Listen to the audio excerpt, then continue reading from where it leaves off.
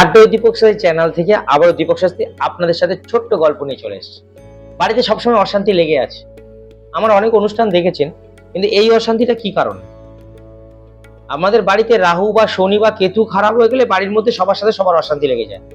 কিন্তু আপনার জুতোর ভুল জায়গায় রাখার কারণে বা জুতো ভুলভাবে রাখার জন্য আপনার বাড়িতে অশান্তি লেগে যায়নি তো? জুতো সবসময় ভুল করে জুতো কখনো উত্তর দিকে রাখবেন না, জুতো কখনো দক্ষিণ দিকে রাখবেন না, ভুল করেও রাখবেন না। আর জুতোর উপর জুতো রাখবেন না, তাহলে কিন্তু আপনাদের বাড়িতে অশান্তি লেগে যাবে সবার সাথে সবার, এবং আর্থিক সংকট দেখা দেবে। কারণ শনিকে খারাপ করে দিচ্ছেন, শনিকে রাগিয়ে দিচ্ছেন। তাহলে বুঝতে পারছেন জুতো রাখার ভুল কারণে, জুতো সঠিক জায়গায় রাখার কারণ আমি পরে কোনো একটা গল্পতে বলে দেবো।